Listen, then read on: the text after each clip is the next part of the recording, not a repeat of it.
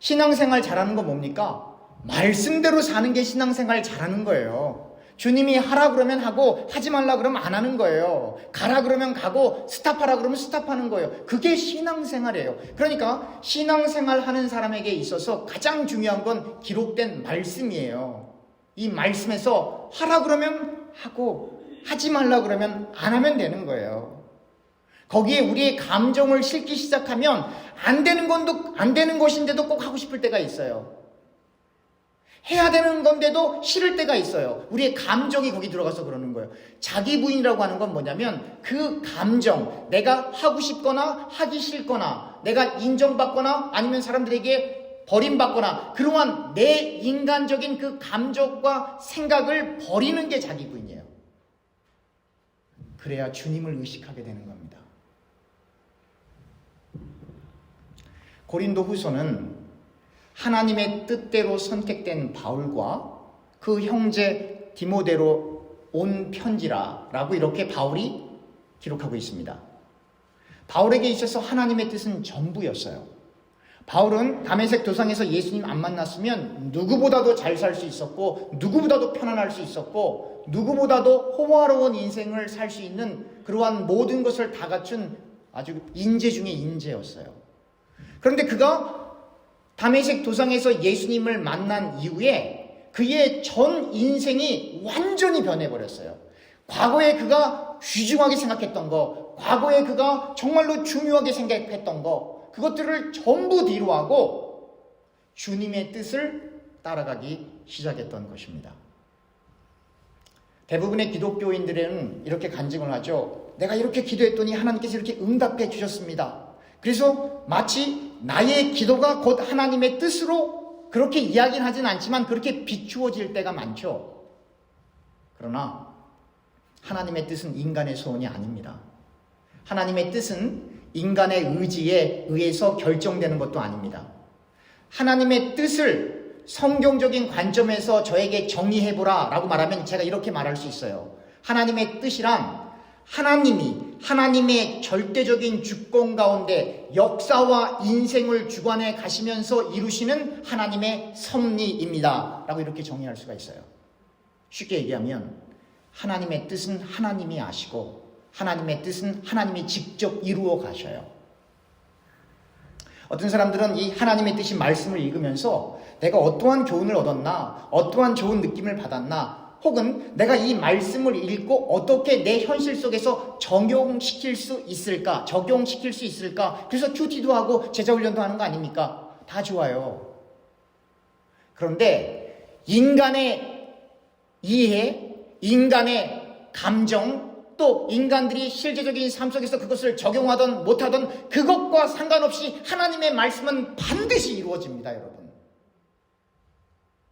그래서 우리가 정말 하나님을 알아가면 알아갈수록 자꾸 인간미가 떨어져가는 이유는 하나님은 사랑이시지만 하나님은 정의이시기 때문에 그래요. 하나님은 사람을 긍휼히 여기시지만 하나님께서는 공의롭으시기 때문에 그런 거예요. 하나님께서 예수 믿는 사람들을 천국으로 인도하기 하여 저 천국을 미리 예비해 두셨지만 영원히 저 꺼지지 않는 불구덩이도 하나님께서 예비해 두셨어요. 그렇기 때문에 하나님의 뜻은 인간이 가늠할 수 있는 범위에 있지 않아요. 그래서 기도하는 거예요, 여러분. 제가 뭘로 기도합니까? 성경 계속 읽으면 되지. 그런데 이 성경이라고 하는 건 1000번을 읽고 10,000번을 읽고 헬라어, 히브리어 무슨 언어로 원본을 읽든지 간에 이게 깨달아지는 책이 아니에요.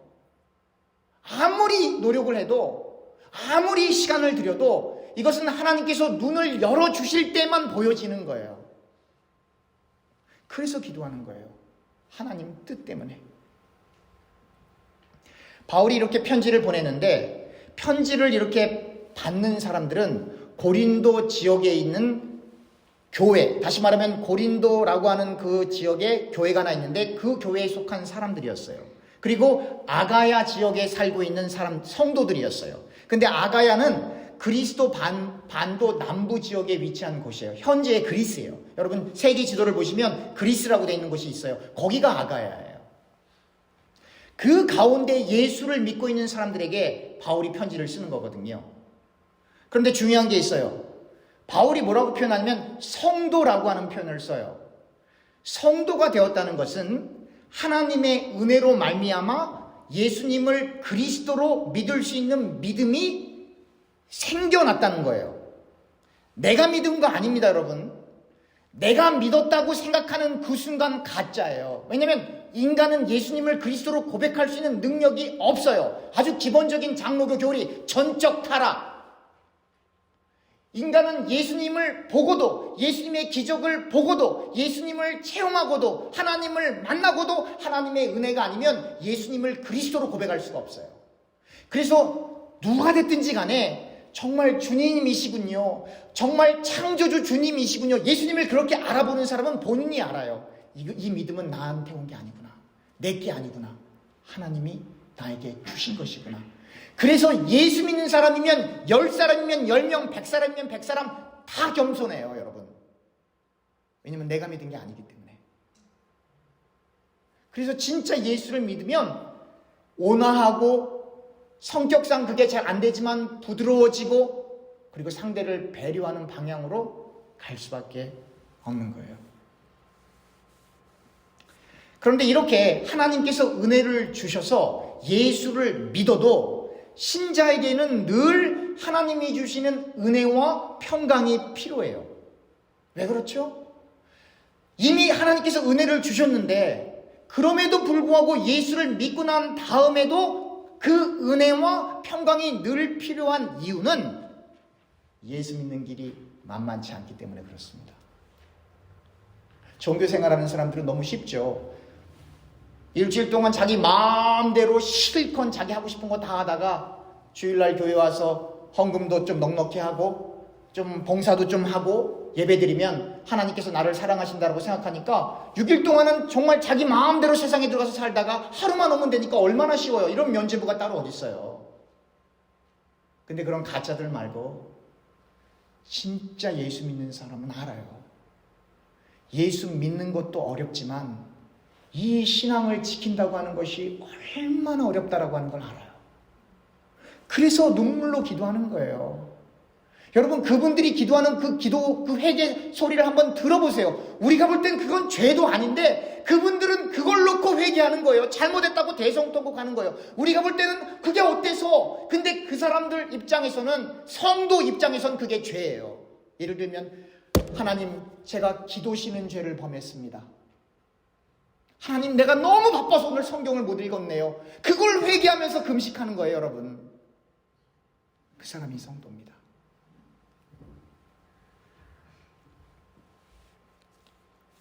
나는 참으로 선하고 윤리적이고 도덕적이고 법과 질서를 잘 지키는데 왜 나는 교회 가면 자꾸 나보고 죄인이라 그러지? 이런 사람들이 있어요, 실제로 있어요. 이런 사람들 예수 믿기 참 어려워요. 오히려 세상에서 잘못된 일에 연관되고 옳지 못한 행동을 하다가 교회 갔더니 죄인이라니까 나 죄인 맞지? 그래서 예수 믿는 사람들도 있어요. 그러나 내가 선한 행동을 많이 하던 그렇지 못했던 간에 인간 스스로는 예수님을 바로 믿을 수 있는 방법이 없어요. 예수님을 믿는 것은 하나님께서 인간을 불러주실 때만 가능한 것이거든요. 그래서 구원의 시작이 하나님으로부터 온 것이기 때문에 참으로 그리스도를 아는 사람은 침묵할 수밖에 없는 것입니다. 인간을 긍휼히 여기시는 자비와 환난과 역경 가운데 있는 인간을 위로하실 수 있는 분은 하나님 한 분이세요. 근데 여러분 잘 보세요. 그렇게 예수님을 잘 믿었던 바울이 너무 인생이 힘들거든요. 오늘날은 어떨까요? 여러분, 예수님 잘 믿는 사람이 정말 사는 것이 정말 쉬울 것 같습니까? 오늘도 진리를 전하는 사람들은 힘들어요. 그게 정신적인 어려움이든 영적인 어려움이든 어떤 어려움이 됐든지 간에 정말로, 왜냐하면 말씀과 씨름하는 사람들은 이미 말씀하고 씨름하고 있다는 그 자체가 세상과 타협이 안 되는 거예요, 여러분.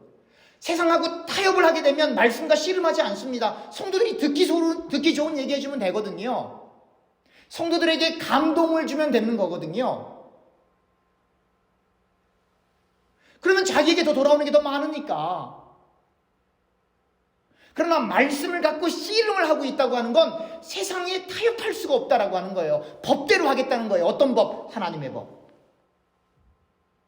그래서 그렇게 하는 거예요. 여러분, 이 고린도 지역은요, 부와 종교, 도덕 기준이 매우 다양한 거대한 문화적 용광로 같은 곳이었어요. 세계 어느 도시 못지않게 극도로 독립되어 있고, 돈이 너무 많기 때문에 극도로 독립되어 있고, 또 너무 돈이 많은 상태에서 그 고린도 도시거든요. 사실은 대도시거든요. 엄청나게 발달되어 있다 보니까 이 고린도 지역보다 더 태폐적인 곳이 없었어요. 사실은 로마인들은 고린도 지역의 반란으로 인해 주전 146년에 고린도를 멸망시켰습니다. 그러나 주전 46년 로마 황제, 여러분 잘 아시는 줄리어스 시저가 전략적 항구가 필요했기 때문에 그 전략적 그 요새로 사용하기 위해 고린도를 재건했습니다. 바울 시대 약 주후 50년경 로마인들은 고린도를 아카이아, 한글 성경에는 이 아가야라고 번역을 했어요. 이 아가야를 수도로 삼았어요. 고린도는 무역과 항구의 군사적 보호를 통해 로마에 막대한 이익을 제공했던 엄청난 도시였습니다. 그러나 도시에 점점 쌓아지는 엄청난 부와 재산, 물질, 돈, 이런 것들은 결국 수많은 부패를 초래했습니다. 예를 들면 고린도에는 우상 숭배가 성행했고, 최소한 학자들에 따르면 최소한 1000명의 창녀를 고용하는 이교도 사원이 12개가 넘었어요. 최소한. 고린도가 얼마나 타락했고 태파 지역이었냐면, 심지어 다른 도시에서 매춘 행위하는 여인을 보고 저 여자 고린도 여자, 그렇게 얘기할 정도로 이 고린도 지역은 음란하고 퇴폐적이고 우상 숭배가 자행했던 수많은 창녀들로 가득했던 곳이었어요. 이렇게 퇴폐적이고 부패한 도시에 예수를 믿는 사람들이 생겨났던 거예요. 그게 기적이죠. 그게 기적이죠. 그러니까 여러분, 아무리 열악하고 힘든 상황에서도, 어려운 상황에서도 사람이 그 사람을 교육시키고 변화시킨 게 아니에요, 여러분. 모태신앙, 목사의 자녀, 장로의 자녀들 중에 예수 안 믿는 사람은 수두룩해요. 범죄 행위에 연관된 사람들도 수두룩해요, 여러분. 환경이 문제가 아니에요, 여러분. 기독교는 종교교육을 잘해서 예수 믿는 거 아닙니다, 여러분. 하나님이 불러주시는 거예요, 여러분. 그렇게 고린도 지역처럼 율라가와 같은 그러한 어린 아이들이 봐서는 안 될 것들로 가득 차 있는 그곳에 복음이 떨어졌는데, 그 가운데 예수를 믿기로 작정하고 실제로 믿는 이들이 생겨나서 그 대도시 가운데 교회가 생겨난 거예요, 여러분. 하나님의 역사죠. 그런데 그렇게 세상적인 그곳에 교회가 생겨났으니 그 교회 다니는 사람들이 얼마나 힘들었겠어요. 그 신앙을 지키는 것이. 우리 교우님들도 잘 아시잖아요. 여러분들이 정말로 예수 믿고 난 다음에 그 신앙을 지키는 것이 얼마나 어려웠습니까? 처음에 예수 믿는 것도 어렵지만 당연히 어렵죠. 하나님의 은혜죠. 그러나 그 신앙을 지키는 것이 얼마나 어려웠습니까? 그 얼마나 많은 유혹들을 우리 남자들은 꿰뚫고 지나가야 되는 줄 아십니까, 여러분? 여자들은 잘 몰라요, 그거. 근데 남자들은 이 신앙을 지키기 위해, 특별히 직분 맡으신 분들은 이 직분을 지키기 위해서 눈 감고 지나가야 될 때가 한두 번이 아니에요, 여러분. 고린도 지역에 있는 그 교인들도 마찬가지였던 거예요. 많은 분들이 간증하면서 얘기하면서 내가 이러이러한 환난을 받았습니다. 이러이러한 고난을 받았습니다. 이렇게 얘기할 때가 있어요. 가만히 들어보면 자기들이 잘못해서 그 죄에 대한, 그 과오에 대한 그 징벌을 받은 것을 고난 내지 환난이라고 생각하는 사람들이 많아요. 아니에요. 성경에서 말하는 고난과 환난은 뭐예요? 예수를 전하다가 당하는 어려움이 고난과 환난이에요. 하나님의 영광을 위해서 살다가 당하는 고난과 어려움이 그 고난이에요. 하나님의 말씀을 지키다가 찾아오는 불이익이 고난과 환난이지, 내가 잘못해놓고 그 다가오는 것을 고난과 환난이라고 해석을 하는 것은 성경에서 이야기하고 있지 않아요.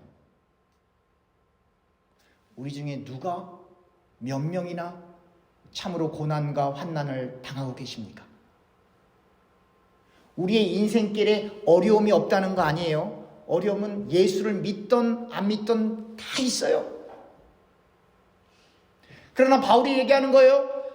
주님을 위해서 고난과 환난을 당하면 당할수록 그리스도께서 더 큰 은혜를 부어주신다. 근데 성도들은 대부분 성령의 충만함과 그리스도의 은혜는 구하지만 고난은 노 땡큐 하죠. 환난은 노 땡큐 하죠. 그러니 하나님께서 우리를 어떻게 축복해 주십니까? 대부분의 사람들은 하나님을 바라보면 내 문제가 해결될 수 있다는 사실을 잊어버려요. 또 반대로 하나님을 믿는 것은 내가 이 땅에서 잘 살기 위해서 믿는 것으로 착각하면 믿어요. 둘 다 아니에요, 여러분. 이 땅에서 잘 살기 위해서 예수 믿는 것도 아니고, 그렇다고 하나님을 바라보는 내가 하는 일이 잘못되는 것도 아니고. 식사를 하면서 우리 아들과 그런 얘기를 했어요. 하나님이 도와주셔야 공부도 잘하고 나중에 잘 살 수 있어. 그랬더니 우리 아들이 뭐라 그런 줄 알았어요? 똑똑해요. 우리 아들이 뭐라 그러냐면, 아빠, 전 세계 부자 1%는 다 예수 안 믿는 사람이야. 예수 믿는 거하고 부자 되고 하는 건 상관없어. 아이, 고등학생들 다 아는 걸 왜 어른들은 모르는지 모르겠어요? 예수 잘 믿는 거하고 부자 되는 거하고 상관없어요. 어린 애들도 다 아는데. 그럼 이 자리에 우리가 여기 왜 왔습니까? 이 땅에서 정말 배부르고 떵떵거리고 잘 살기 위해서 이 자리에 왔습니까? 아니잖아요. 이 땅은 지옥처럼 느껴진다 할지라도, 내 현실은 정말 힘들다 할지라도, 예수 믿으면 하나님 말씀의 기본 말씀이 뭡니까? 예수 믿으면 우리 마음 가운데 뭐가 임했다고요? 하나님의 나라. 하나님의 나라가 회복 안 된 사람은 예배가 소용없어요. 하나님 예배 안 받을 수가 없죠.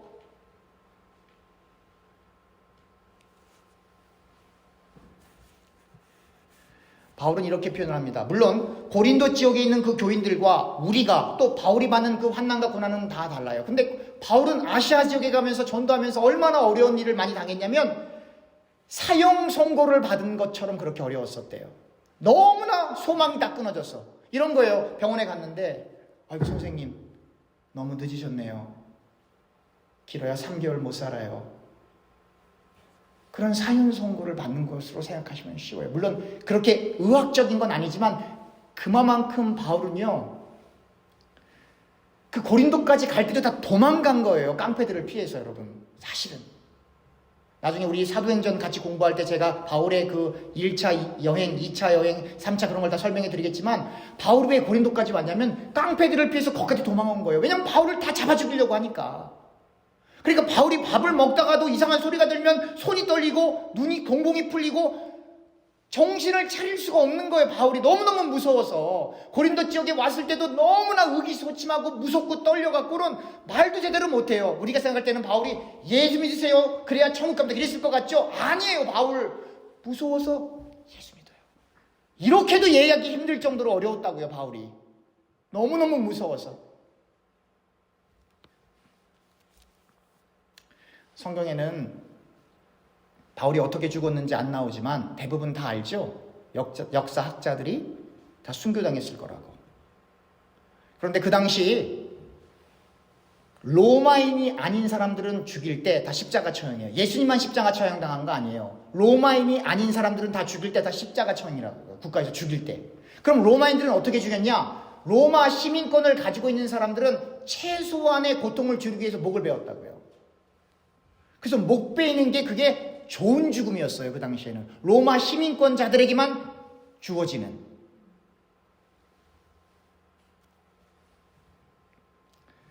누가 죽음이 무섭지 않겠습니까? 그러나 바울은 그 순간 그 모진 인생을 마치고, 스데반은 죽을 때 주님을 보잖아요. 그 모진 인생을 마치고 주님 품에 안겼을 때 그에게 세상이 알 수 없는 평강이 온 거 아닙니까?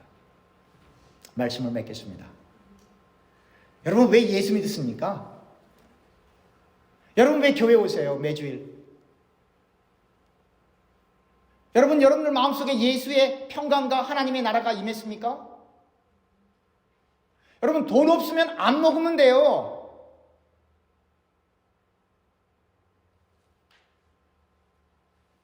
우리에게 필요한 건 물질의 풍요로움이 아니고, 물론 없으면 안 되죠. 그러나 정말 필요한 건 하나님의 나라가 내 심령 가운데 임했는가라고 하는 거예요.